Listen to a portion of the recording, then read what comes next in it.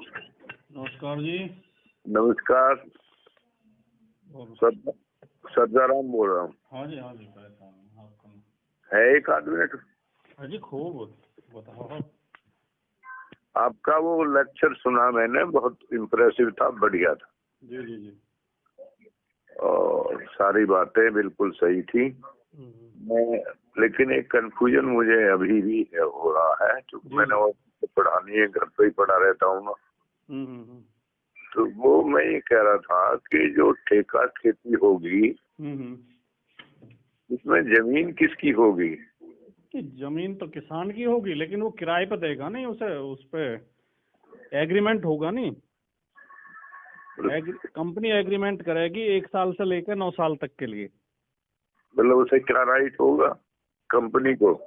Company को right ये होगा कि वो अपनी मर्जी की फसल बुआएगी अपनी देख रेख में। नहीं, वो ठीक समझ गया मैं, लेकिन जब किसान की जमीन है वो तो कहेगा मैं तो अपनी खेती जैसे करूँ वैसे करूँ। नहीं, फिर उसका अधिकार खत्म हो जाएगा किसान का। कब? कंपनी ने मान लिया आपसे कॉन्ट्रैक्ट कर लिया। कॉन्ट्रैक्ट जो होता है सिविल, उसमें जो प्रोसीजर में कॉन्ट्रैक्ट एक वो होता है नहीं, वो हो गया, मान लिया वो तो मैंने। आप कंपनी हो, मैं किसान हूँ। आप मुझसे कहोगे मैं आपकी जमीन 1 साल के लिए लेना चाह रहा हूँ, मैं आपसे वो करना चाह रहा हूँ एग्रीमेंट।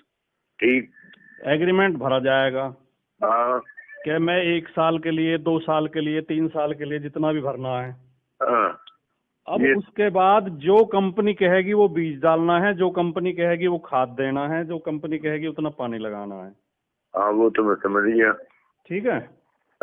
उसमें प्रावधान फिर ऐसे रखे हैं कि उसमें कंपनी जब चाहे किसान का शोषण कर सकती है। उसमें प्रावधान ऐसे रखे हैं इन्होंने, इसलिए इसका विरोध हो रहा है। वो भी ठीक है कि उसमें कंपनी को मॉनिटरिंग करने का अधिकार होगा। नहीं, मैं सिर्फ मेरा इतना सवाल है और तो मैं सब समझ रहा हूँ कि ये जो कानून आ रहा है ये लागू होगा, और लागू होने के बाद कॉर्पोरेट है एक और एक है आगे, फिर चल के बिचौलिया उचौली छोड़ के किसान है जिसके पास अब जमीन है।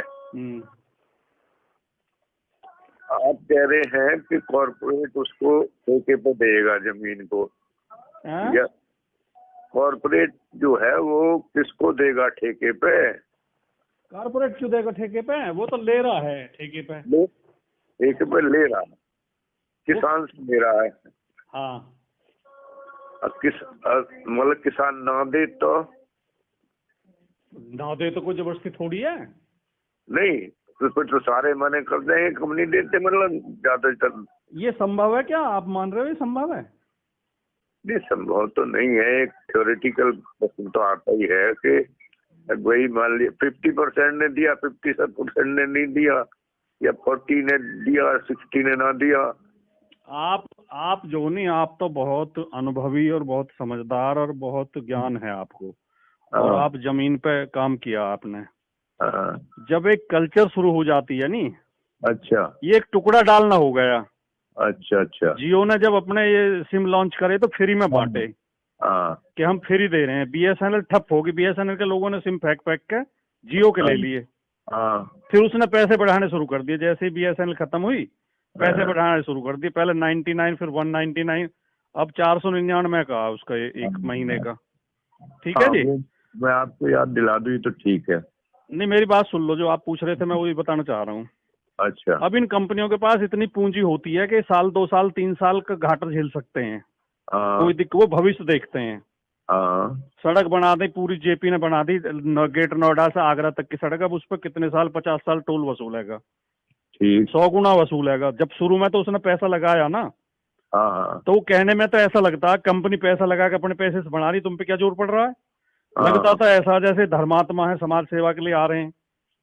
अगर इसी सड़क को गवर्नमेंट बनाती तो इन लोगों की लुटाई तो नहीं होती जो लोगों की लगातार लुटाई हो रही है। 500 रुपए ले लें आगरा तक के एक बार जाने के, लंबे समय तक होगी। ठीक है जी। तो वो शुरू में आप एक गांव में आएंगे, गांव में कहेंगे भाई हम जो है, मान लिया किसान को आइडिया होता है, अब गांव में हमारे जैसे मेरे खेत जो 5000 रुपए बीघे पे उठे हुए हैं 1 साल के लिए। अब वो कहेगा भाई हम तो इतना रुपया देंगे आपको, मुझे मान लिया मिल लगे 10,000 रुपए। हाँ तो किसान कहाँ रुक जाएगा, फिर भाग भाग के देगा। हाँ देगा, ठीक है, क्यों जी, ठीक है ना। बिल्कुल ठीक अब है। वो साल 2 साल 3 साल उसे जो है ठीक रेट दे देगा, हाँ और फिर कहेगा भाई अब तो ये रेट, अब तो इसमें मंदी आ गई, हम तो इस रेट में लेंगे। वो शर्तें जो है तो समझ रहा हूँ सारी बातें। एक बात और सुन लो आप, जो एक एक मैं आपको एक उदाहरण सुनाता हूँ। फुर्सत में तो वैसे तो कोई दिक्कत तो नहीं बात करने में? कोई भी दिक्कत नहीं। एक मैंने उसमें पढ़ा था, एक वो है अर्थशास्त्री है, वो धीरेन्द्र करके, धीरेन्द्र क्या नाम पूरा उसका, उसके लेख आते हैं, रेगुलर लिखता हूँ दैनिक जागरण में। अच्छा। एक बार उसने लिखा कि ये जो रियल एस्टेट जो होता है ये किस तरह काम करता है। हाँ ये जो प्लॉट और बिल्डिंग जो बनावे हैं, हाँ उसने कहा एक आदमी सूट बूट पहन कर हाथ में सूटकेस लेके गांव में आया। हाँ उसने गांव वालों से कहा जी कुछ बिल्ली खरीदनी है। हाँ गांव वाले ने सोची यार आज तक तो कहीं बिल्ली खरीदना हो, उसने बिल्ली कौन पैसा दे रहा। हाँ तो निका जी बिल्ली को तुम क्या खरीदोगे? नहीं हमें खरीदनी है, जरूरत है, हम 100 रुपए बिल्ली लेंगे। हाँ अब जी गांव वाले ने पकड़ पकड़ के बिल्ली, उसने एक मकान किराए पे ले लिया हाँ और उसमें बिल्ली रख ली वो, और उनके दूध की और खाने की व्यवस्था कर दी। और लोगों ने 100 रुपया 100 रुपया हम बिल्ली पकड़ पकड़, गांव में जितनी बिल्ली है पकड़ पकड़ के बात देती, 2-4 बिल्ली बची। एक हफ्ता बाद एक दूसरा आदमी आया, निक साहब कुछ बिल्ली खरीदनी है। तो गांव वाले बोले बिल्ली इनके कुछ ज्यादा ही विशेष महत्व होगा, देखा है नहीं भाई कितने खरीदेगा? नहीं जी 500 रुपये बिल्ली। बोले उन्होंने की साले तुमने तो 100 में लुट के तुम सचो। अब जो 2-4 बिल्ली पर बच रही थी वो कोई लेके आया तो उन्होंने 500 रुपये हम खरीद ली भाई। ठीक है जी। अब वो जो है गांव वाले उसके पास जाल लगे जिसने पहले खरीदी 100 में। नहीं भाई हमारी बिल्ली वापस दे, हम न दे रहे तो बिल्ली, हम तो अपनी वापस ले रहे हैं। वहां ने की तो 300 रुपये में दूंगा। अच्छा। मैंने इन्हें दूध भी पिलाया और ये खवाया और वो खवाया, लोगों ने 300 रुपये में बिल्ली खरीद ली, वापस हो गया 500 में बेचेंगे। और वो जो दूसरा आया वो आया ही ना, फिर उन्हीं की बिल्ली 100 में खरीद के 300 में बेचेगा उन्हें। इस तरह पूंजीवाद काम करता है। ठीक। ये यही करेंगे कि पहले जो थोड़ा महंगा खरीद लेंगे और फिर इसमें जो प्रावधान है नहीं, जैसे खेती मतलब उस पर लेगा ना, वो किराए पर लेगा, तो पहले ये बताएगा कि हमें जो फसल बुआनी है हम उसे उस रेट में खरीदेंगे। हाँ वो पहले तो। हाँ अब उसने कह दिया हमसे कि हम अब तुम गेहूं बो इसमें, और उसमें फिर ये क्लॉज दिया है कि उसकी मॉनिटरिंग करेगा वो। अच्छा। अगर उसके सही तरीके से खाद बीज पानी निराई गुड़ाई जो सही नहीं हुई, उसे लगा कि किसान ने लापरवाही की है, तो बीच में एग्रीमेंट कैंसिल कर सकता है। ठीक है जी। और अगर दोनों में कोई विवाद होगा पैसे वैसे को लेकर या उसको लेकर क्वालिटी को लेकर, अगर फसल की क्वालिटी सही नहीं है वो कह सकता है इसकी क्वालिटी सही नहीं है, किसान कहेगा क्वालिटी सही है, तो फिर उनके बीच में फैसला कैसे होगा?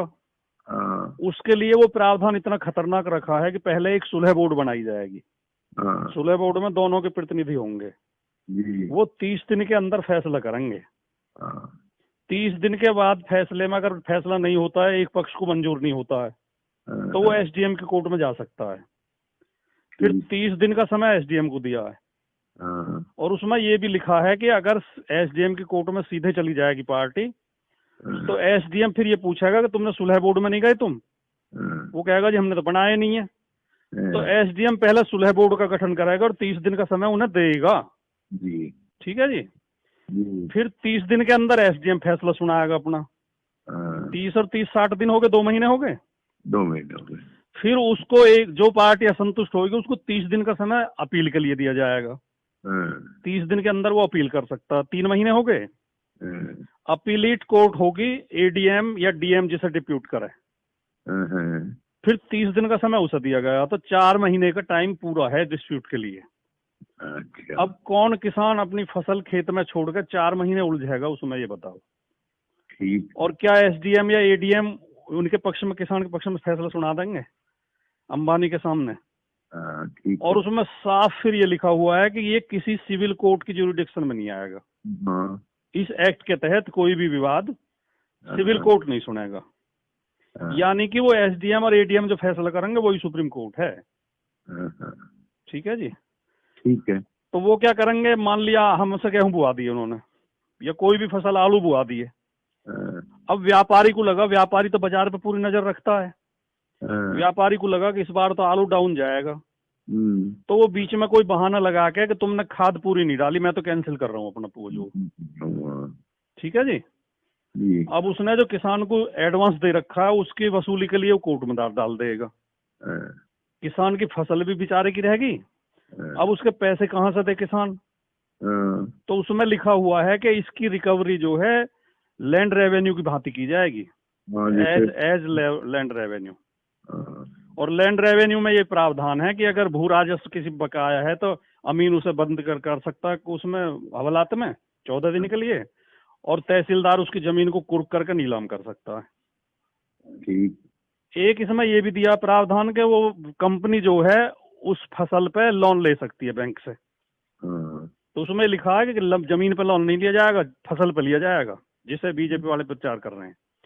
लेकिन खतौनी में तो किसान की में ही चढ़ेगा वो है जी। और मान लिया बीच में कंपनी भाग गई, तो जब तक खतौनी में सुनी हटेगा किसान तो ना अपनी जमीन बेच सकता ना उसको कोई और कुछ कर सकता, तो मजबूरी में उस किसान को ही चुकाना पड़ेगा वो। तो ये है। नहीं, ये तो मैं समझ रहा हूँ साहब। और अब इसमें इतनी खबरें आ गई हैं, ये तो मोदी ने बड़ा एहसान करा इस देश पे, मैं बताऊं आपको। ये जो अड़ रहा हो ना जितना, उतनी लोगों में जागरूकता फैल रही है। लोग नई नई खबरें, जो अच्छे पत्रकार लगे हुए हैं, जनवादी पत्रकार, वो नई नई खबरें निकाल के ला रहे हैं। हाँ, बहुत सारे ला रहे हैं। तो ये तो इसके गले को पड़ गया, नहीं तो ये जो पता नहीं इस देश को कहाँ ले जाता, ये तो इस पे ही घिर लेगा अभी। अब कई खबरें इस टाइप की आई हैं कि अडानी ने जो है 2016 में जमीन खरीद ली थी पानीपत में 100 एकड़। ना वो तुम्हें पता, गोदाम बना रहे हैं। और इस बिल के लागू होने से 28 दिन पहले उसने वो लाइसेंस लिया है गोदाम के लिए, उसके लिए रेलवे लाइन बिछाई जा रही है। यानी पूरी तरह खेती को इनके हाथ में देने की वो है प्लानिंग। इसलिए जो ये खतरनाक है जी, खतरनाक। और ये मुकेश अंबानी ने अभी 2 साल पहले एक चैम्बर ऑफ कॉमर्स में स्पीच दी थी इसने। तो इसने वहाँ स्पष्ट कहा था कि हम इसमें मेडिकेयर में और उसमें अनाज उत्पादन के क्षेत्र में हमारी कंपनी आना चाह रही है। अच्छा।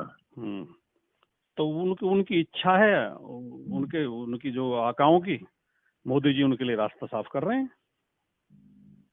किसान को तो इसमें कोई भी लाभ नहीं है। ये जो कह रहे हैं कि हमने किसान को छूट दे दी, आप एक बात समझो कि जैसे गांव में लोग पहले महाजन से लोन लिए करे, तो वो उन्हें लूटे 30% पे 40% पे लोन दिए करे। तो सरकार ने बैंक बनाए और ब्याज पे पैसे देने को गैर कानूनी घोषित कर दिया नहीं? कर दिया कि कोई भी आदमी किसी को वैसे बिना रजिस्टर्ड कराए कंपनी रजिस्टर्ड करानी पड़ेगी, और उसमें एक लिमिट होगी कि इससे ज्यादा लोन नहीं ले सकते, ब्याज नहीं ले सकते। अब मान लो उस कानून को खत्म करके न्यू कहते हम तो गरीब लोगों को आजादी दे रहे हैं, वो कहीं से भी लोन लो, जाके किसी से भी। रजिस्टर्ड कंपनी की क्या जरूरत है, क्यों जी? बिल्कुल। लेकिन अगर गंभीरता से सोचोगे तो वो तो पुराने वाह में ही चले जाएंगे, बर्बादी के वाह में ही। कोई पैसा वाला क्यों उन्हें कम ब्याज पे लोन देगा? तो ये जो ढिंडोरा पीट रहे हैं, हमने तो किसान को आजादी दे दी। ये पूंजीपति इतने पागल हैं कि महंगे दाम पे खरीद लेंगे। इसलिए किसान कह रहे हैं कि उसका जो एमएसपी का वो बताओ, कानून बनाओ और खरीदने की गारंटी। हाँ जी। तो ये है जी, ये तो जो है, मैंने तो बहुत गंभीरता से इसे पढ़ा भी है, समझा भी है। मैं तो बहुत, जब किसी विषय पर मैं बहुत गहरी नजर रखता हूँ, फिर उसे समझने बिना मैं बोलता नहीं कभी भी। बहुत बढ़िया था आपने, बहुत अच्छा है। मुझे थोड़ा कंफ्यूजन था इसके लिए, भाई जमीन किसकी रहेगी? नहीं, जमीन तो सैद्धांतिक तौर पे तो कानूनन तो रहेगी किसान की, लेकिन धीरे धीरे छिन जाएगी वो, फिर परिस्थिति ऐसी पैदा हो जाए। दूसरी बात यूं है कि वो आपने एक कहावत सुनी है कि वो जो है एक सर्कस में जब ये लागू हुआ ना, जैसे ये लड़ती रहती है मेनका गांधी, एक भाई जीवों पे वो नहीं होना चाहिए, अत्याचार नहीं होना चाहिए। ये अब ये बंद हो गए ना, सर्कस वर्कस में शेर नहीं नचा सकते अब, शेर हाथी कुछ नहीं कर सकते, या मदारी भी खेल दिखाई कराए तो वो भी। तो एक सर्कस वाले ने जो उसके शेर थे वो ले जाके जंगल में छोड़ दिए। तो वे शेर जो है धीरे धीरे भूखे मर गए और कुत्ते खा गए उन्हें, कुत्ते लिपट लिपट गए, क्योंकि वो शिकार करना भूल गए थे। भूल गए उन्हें बना बनाया मांस मिलाया, तो उन पे ना तो शिकार हुआ ना तो वे भाग सके शिकार के पीछे। अब वे या इंतजार में बैठे रहे कि तुम्हें जैसे रोज उन्हें खाना मिले कराए सर्कस में, तुम्हें कोई खाना देगा आके, वे कुछ तो भूखे मर गए, कुछ कुत्ते ने मार लिए। तो जब किसान को हराम पच जाएगा कि साल में नगद पैसा मिल रहा है, तो धीरे धीरे किसान नकारा हो जाएंगे और वो जो खेती तो चली जाएगी, फिर उनके खेत तो चले ही जाएंगे। इनसे तो छुटकारा सभी पाना चाह रहे हैं। आप देख रहे हो अपने क्षेत्र में भाई कद हो रही है, एक बार कद मिल रहा है भाई मुआवजा। ये हाल है। ठीक है, चलो ठीक है जी, समझ आ गया। Thank you. अच्छा जी, नमस्कार। नमस्कार।